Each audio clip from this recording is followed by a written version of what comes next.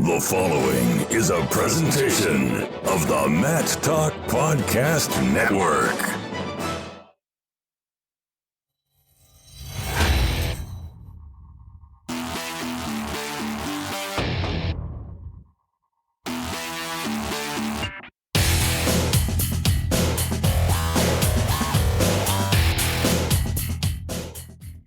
And once again, wrestling fans, welcome back to the Short Time Wrestling Podcast. My name is Jason Bryant.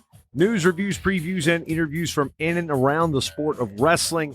Yes, I am your host. I talk a lot of things wrestling. Today, our guest will be Mr. Patrick Kelly, the head coach at Seaman High School in Topeka, Kansas. We're continuing on with our series from International Podcast Day.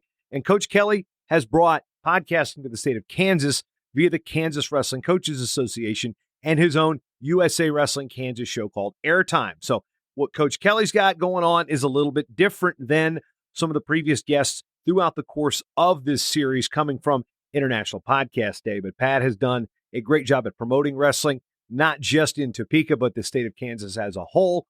Also was a vital part of the NAIA championships that came to Topeka a couple years ago. They're back in Wichita. Of course, Wichita, well, technically Park City, will be the host for an upcoming Division II championships. We'll be back there for the NAIAs coming in 2021, provided we have a season. I think that's going to happen. So nothing really newsworthy for me to drop today. We talked a little bit about Fresno State. There are some really, really good stuff that's germinating out in the world of college sports. Some of that comes from a guy named Matt Brown with Extra Points.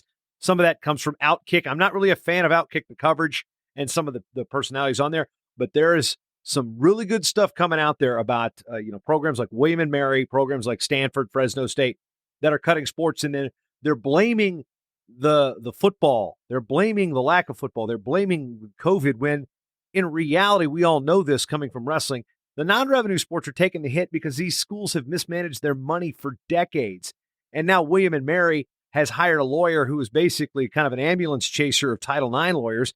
He gets hired and he brings back the women's programs, does nothing for the men's team. So when we get situations like William and Mary, I'm glad that we're getting at least 3 of the 7 sports back. But save the 7 is the battle cry for the William and Mary folks, which they cut wrestling years ago. But for me, this one hits close to the vest too because I grew up 20 minutes from William and Mary. I've had a lot of good times. A lot of good friends went through there, and the groomsman of my wedding, his wife works at William and Mary.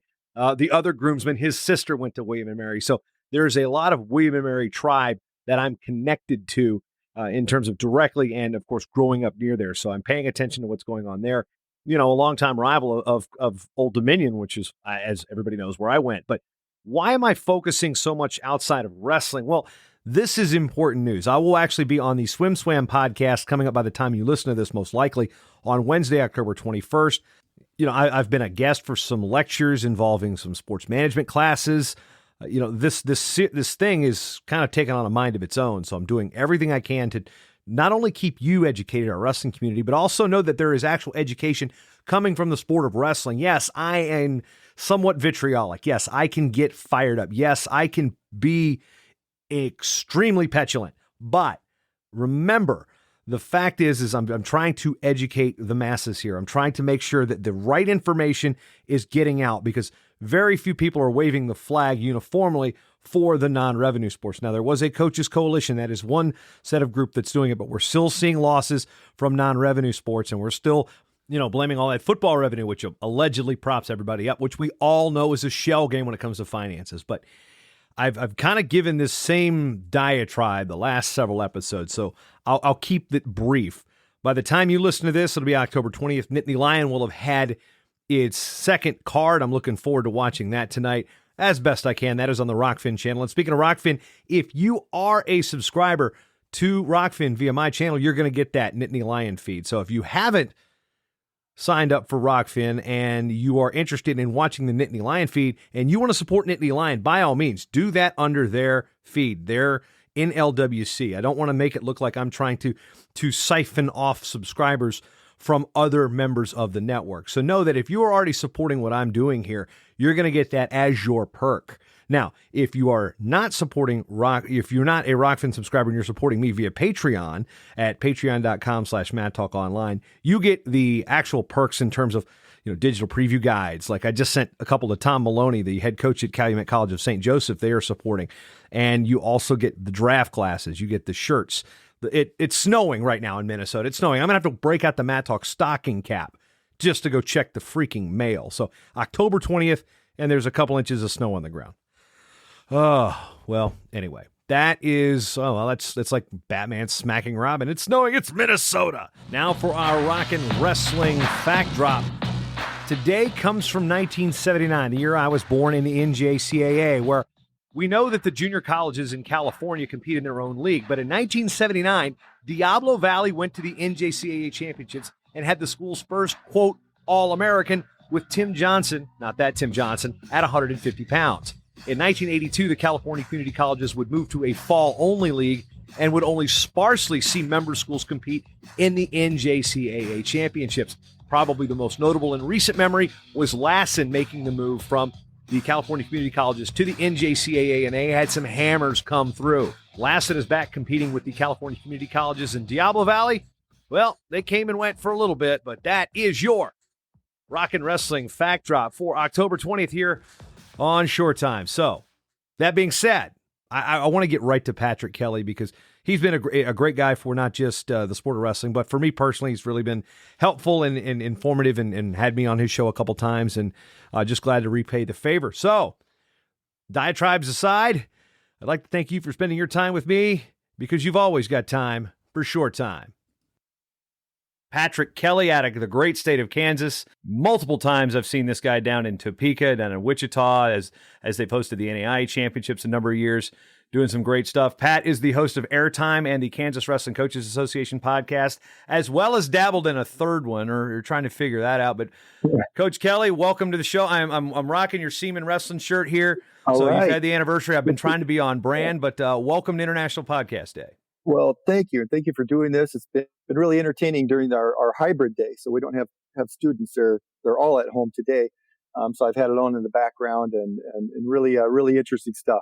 Yeah. Okay. Aaron Sweezy already is telling us Topeka equals toe picker. I don't know, whatever that means. So Top city. Yeah, the Sways can sit there in the peanut gallery. That's the last comment we're getting in. But Coach Kelly, you've been involved in not a variety of levels of wrestling throughout your long career in the sport, and just give us a background of what got you into the sport of wrestling, and then eventually we'll get to the podcasting questions. Yeah, well, come from a big family of 8 brothers and sisters. Dad originally got into wrestling when he was in high school, probably about a sophomore in high school. Just really liked it, really liked the sport, and went on to Iowa State and wrestled there a couple of years before getting drafted and part of the Korean conflict. And then when he came back, he tried it a little bit as he finished up at Iowa State, but so just actually did it his first 2 years. And then really, I mean, my first memories were surrounded by wrestling. Going to events and then eventually watching my brothers, being very connected with the Iowa State program. Dad had tickets to the Iowa State football games when the stadium was originally built, the current stadium. So been around that. And then, when the Nationals were in Iowa City or Iowa State, we would go and, so just been really infused in the sport from my earliest memories. Now, what are your earliest memories of podcasting before you started your own? And you've been very prolific in starting shows and getting the state of Kansas really connected with it. But what was the first podcast you remember listening to? I remember listening to, oh boy, I'm not sure. I mean, wrestling related or just any podcast? Any podcast. I would say probably some financial one, Motley Fool, Clark Howard, one of those kind of shows probably that kind of interest me. And then I can't tell you like how I happened upon wrestling podcasts. I'm sure it was something you put out and it just kind of fascinated me. You think about back in the day when I was growing up and listening to the station out of Clarion, Iowa, would broadcast the Nationals each year. And I can remember when Daryl Burley and Mike Land wrestled in Corvallis. And it was just, or when Iowa Public Television would air the television program, it was just amazing to me that, wow, wrestling has a place on the airwaves. And so when the podcasting started coming in, I go back to a story. I was coming back from middle school practice. And, on my way back, I caught a station out of Minneapolis, Minnesota, not Kansas. And Jay Robinson was being interviewed. And I just thought it was so cool to be able to, on a Wednesday night on my way home from middle school wrestling practice, listen to some wrestling content. And to the point where I got home and I was in the garage and my wife, Lisa, was like, well, what are you doing out there? And I listened to the last 10 minutes of the interview with Jay Robinson. And it was just amazing to me that I could have access to that content. And now fast forward to where we are now with just almost, I'm not going to say too much content, but I have to be a little bit selective or I'm not going to get through all the stuff that I want. Yeah, we look at your show, going to bring it up on screen here with Airtime, promoting the Olympic styles of USA Wrestling Kansas. That's one of the shows. And then you've got the KWCA, not the Kansas City, Kansas Wrestling Coaches Association. Correct. That's your other main show. And when we talk about those two shows, I mean, one, why is there a I guess crossover or not a crossover? You're separating the two, and why start two different shows? I guess start with Airtime. Well, that is a really good question because one of my intents with starting the 34 Russell Twitter account, I guess, and the idea was to kind of consolidate them, but it doesn't always work with, there's two boards, there's KWCA board, USA Wrestling Kansas board that are different and a little bit different seasons. The Airtime is sort of meant to start at State Freestyle Greco and lead up to Fargo and through Fargo. And then the KWCA really starts in the fall and goes through our fall clinic and banquet. It's been a little bit, since COVID. And I think hopefully going forward, it'll be a little bit more gray, that area. And this summer, that's definitely been the case where I've kind of thought, where does this show fit better, KWCA or Airtime, and put them up in that way. So that's a good question. It probably would make some sense to consolidate them, but it just, for a few reasons, isn't real practical. What's one thing that you've learned about the medium from when you jumped in, be like, okay, I'm going to start a podcast to now, almost over 100 episodes total between the two shows, and be like, okay, what have you learned, and what's been the most daunting thing about putting it all together? Well, I think I go back to technology has always been something I've been interested in, whether it's print or putting out a newsletter when I wrestled for Coach Denny in college after I graduated. To this kind of stuff, to video, to making highlight videos, that sort of thing. It's always kind of really just amazed me what you can do on a shoestring budget and just the productions that you can really put out. So that's a piece to it. But I think I can't remember. I think it was one of maybe your original emails that you put out that you're going to ask, why, I think, why you got into podcasting. And so since I've gone, the thing that probably impresses me most is how much podcasting is like competitive wrestling. Like when I was competing in wrestling, the preparation it takes. If you don't prepare the product you're going to put out, it's you. I mean, I'm in charge of everything from, doing the research for the guest to, the final posting of the podcast itself. So I think that there's just really, really good parallels between the two. And it's sort of using those skills that I learned as a wrestler in the podcasting. One thing you've done about Airtime is that we look through the guests. I'll bring that back up on screen again.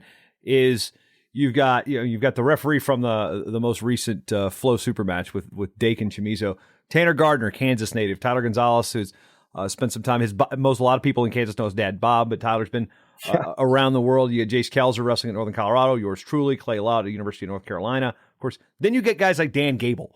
Okay, you as a wrestling junkie with the Iowa ties, when you get a guy an opportunity like Gable to come on the show, I mean, how do you set that up, and how can people like you that want to talk to Dan Gable on their podcast set up an interview with Dan Gable? Well, there again, I think it kind of goes back to the wrestling, and you have a goal in mind and you pursue it.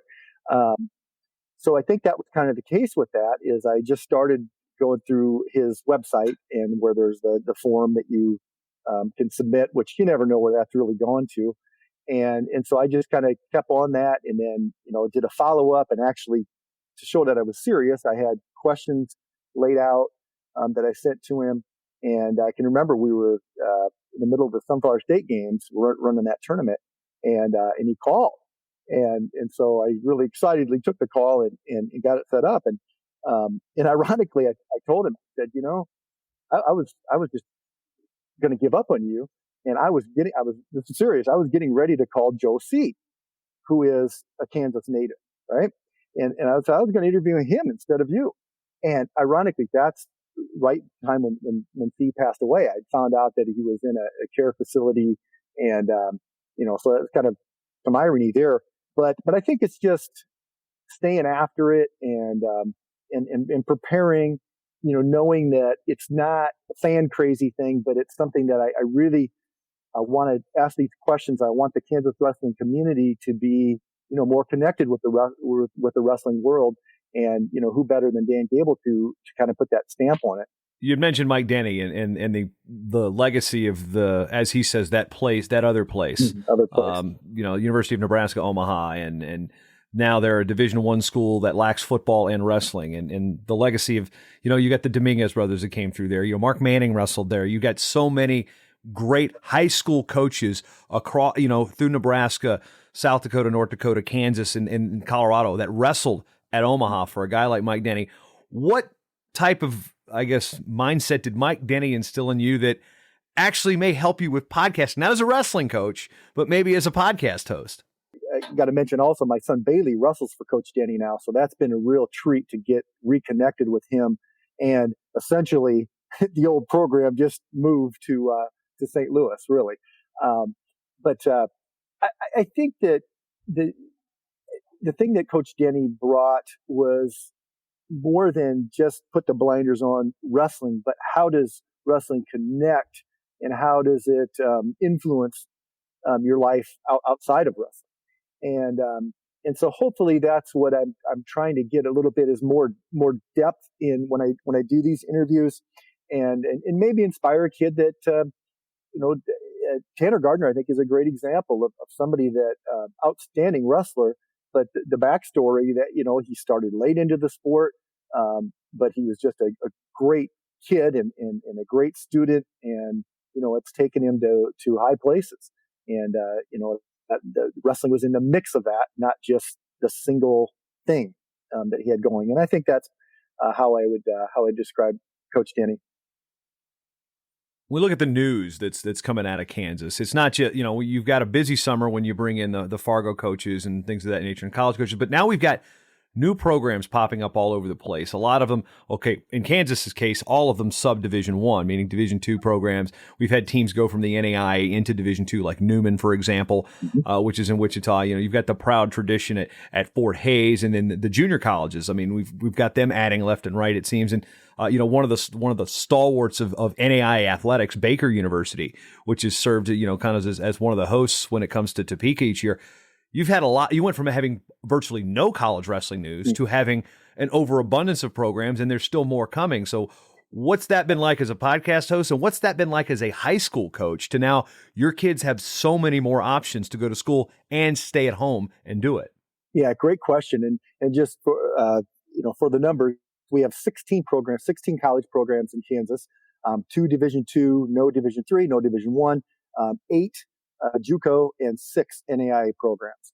So I think, I tread a little bit lightly answering the question, but truly maybe we are at a bit of a saturation point for the ability to recruit kids that will wrestle for 4 years of eligibility at a Kansas school, which means that you look at the rosters and there's many a lot of out of state flavor on really everybody's roster, when they say even the JUCOs. So it's lots of opportunities, but the thing that I think people don't realize is, it's still wrestling. It's still difficult. It's still, the daily part of it. And not all these programs are fully funded. And that's what probably the biggest thing people don't understand is that, so-and-so got a letter today from, one of the schools. It looks like they're recruiting him. That's going to pay for his college. And that's hard to have parents understand that, especially for kids that maybe aren't year-round wrestlers and then expected to jump into a college room and to be successful. So that is a bit of an issue, but I think it's great the amount of opportunities we have, but it also comes with some think throughs as well. Also with the addition of programs, this is not just Kansas, but anywhere, my hope is that always it's not just a thing that it's totally an enrollment driven situation where it's a bottom line dollars, but they have the facilities, they have the coaching staff, they have things in place that it's going to be not just about bringing students to campus, not just about bringing dollars to campus, but also providing a really good opportunity where kids compete at the regional and national level.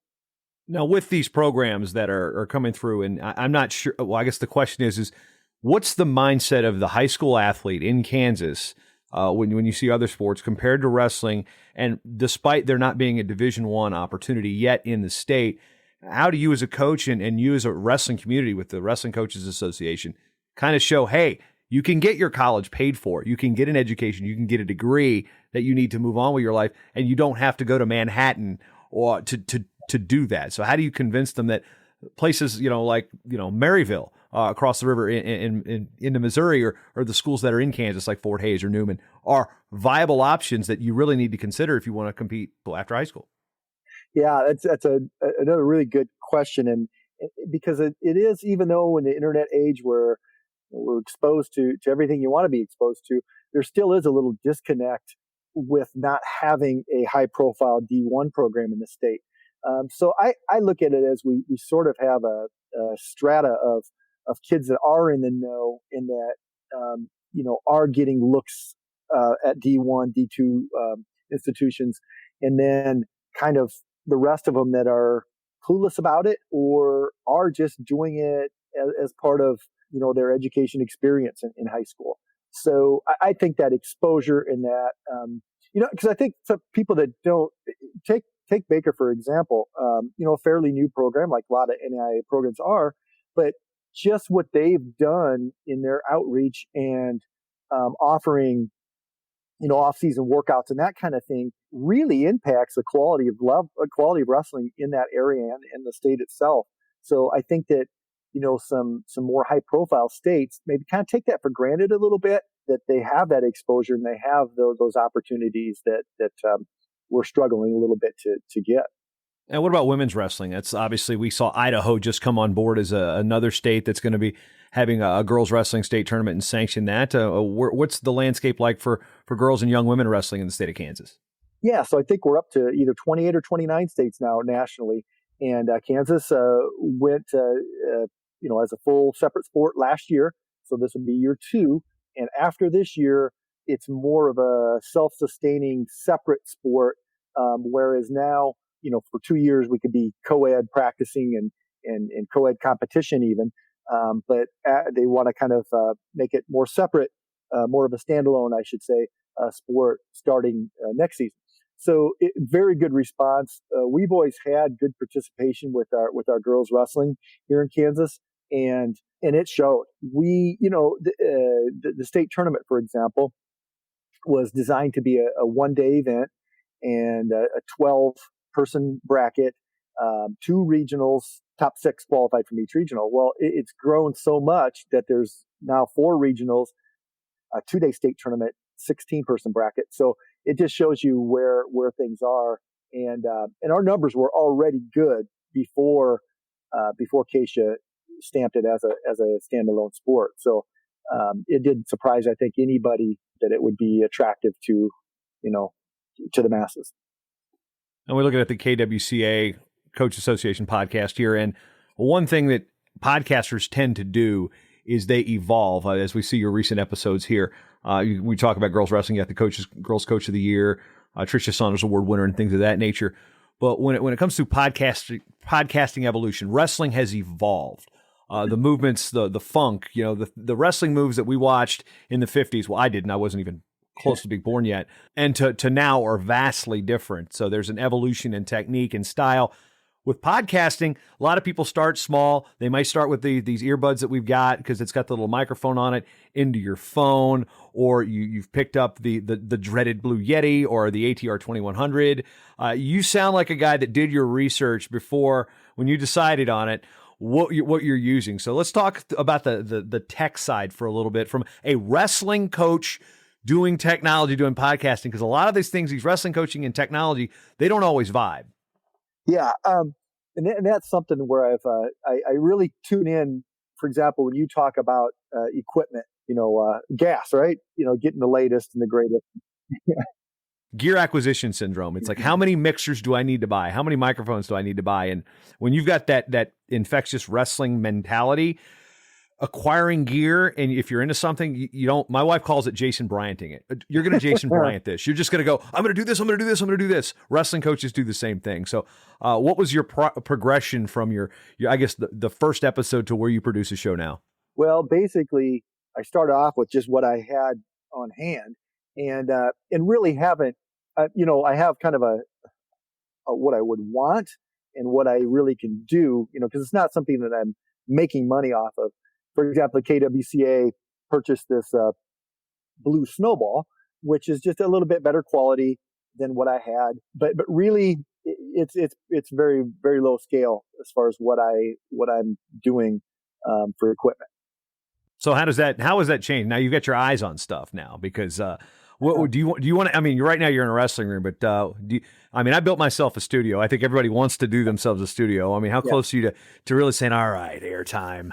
All right, KWCA, this is going to be my wrestling studio. Yeah. Well, and I actually technically have that. We finished our basement several years ago and have an office down there that really is a really nice setup for it.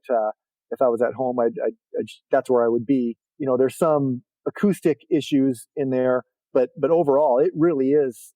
It could be very adequate if I was going to take this to the next level. Already ready to go. You could also put you can have a secret door, a speakeasy to it too. Yeah. But you pop in here, you've got the wrestling. I was like, this guy, coming prepared to have a wrestling theme show. So that's right. Yeah. That's one thing. Now, what are some things you want to do with podcasting that, maybe that you haven't quite gotten to yet, or you haven't seen the state quite embrace just yet, but you're just waiting for them to do it? Yeah, I think, and there again, I think, Jason, your influence, not to blow smoke or anything here, but it is really important. And I think that you plant seeds in people's minds. And when you talk about, you have a database of guests you want to have and show ideas that you want to do. I've started to do that. So I don't want to say too much about it because people steal my ideas, but there are some things, and it's amazing. So some people maybe in a more of a power state would maybe look at Kansas and, how could you come up with wrestling stories? Quite the opposite. There are so many ideas and so many people that I want to get to, that it could be a full-time job and then some. So I do have, some ideas that I want to do, in addition to keep on the track of promoting, our in-state people, for sure. All right, back to the tech, because I'm a geek with this stuff, because I use Overcast. I started with Apple Podcast, and I use Overcast because I've got an iPhone, and it just works the tech for me, because I listen to, as of right now, I have 107 unlistened to podcasts, and I have a whole playlist that I can build that is just non-Matt Talk podcasts, because I download all my shows to make sure that they're working. But I also have a folder of as many shows that I can get just to keep track if I don't miss something. And there is no way a human being can probably listen to every wrestling podcast and have an interest in other stuff. Like, I listen to, Hardcore History when it comes out, an 8-hour episode. Of course, that takes, a while to get through. I've got my craft beer podcast, which actually behind me, I have a growler from Flying Tiger, I believe is the Blind Tiger. Yes. Blind Tiger. Okay. Yeah. I want Flying Tiger. I don't know why. I'm just Flying Tiger. I don't know. I've got a growler that you gave me at the NAIs a couple years ago. That is adorned in my craft beer loft behind me. So I want to listen to craft beer. I want to listen to the local food and dining shows. I want to listen to the Yahoo Sports College podcast. There's so much wrestling content to consume. What's the sales pitch for people to listen to your two podcasts and say, put these in your regular rotation if you're a podcast junkie listener, with apologies to Harry Duran and infringing on his name, but what makes people want to listen to your shows? What do you tell them? I think I really want to be very much Kansas based, and so you'll get that flavor, and but also infuse regional and national and maybe even beyond that. So kind of be, I'd like to to be more of a one-stop shop. I know that I can't quite get there, especially with my coaching and teaching duties. Sometimes it's a little bit sporadic, but I think that my sales pitch would be to keep an eye on what's coming out and, selectively listen when you can. The feedback's been really good, but audience size, I think, I could use some more listeners for sure. But I think it's really important for me, I think to put out quality and not necessarily quantity. I put probably about 2 hours into research and developing questions into each guest.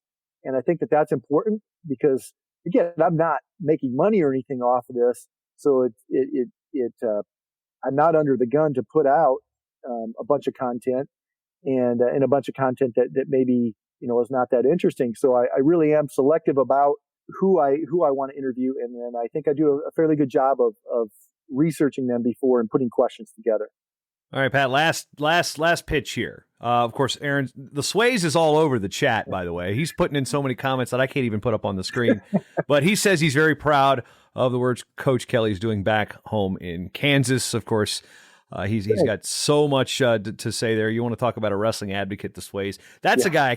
Why doesn't he have a podcast yet? Because I tell you, with his drawl, I don't know. I mean, that's more of an Oklahoma drawl than I can't quite get his Kansas, now Nebraska,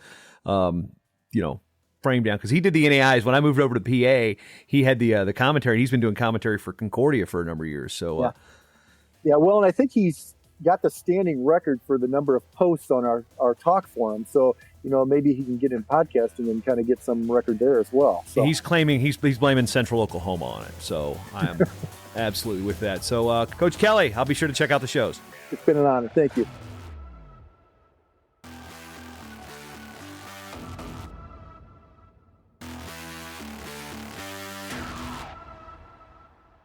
The Short Time Wrestling Podcast is proudly outfitted by Compound Sportswear. Shirts, singlets, custom gear orders, everything you need. Call up Cliff and the crew at cmpteamwear.com. Hey, you know what? Did you like the show? You want to hit that subscribe button? MatTalkOnline.com/listen. Various different ways to subscribe to this show on your favorite podcatcher of choice. And if you're already subscribed, you're already listening, you love the show, and you want to support this show and this network, MatTalkOnline.com/join the team. Become a team member today.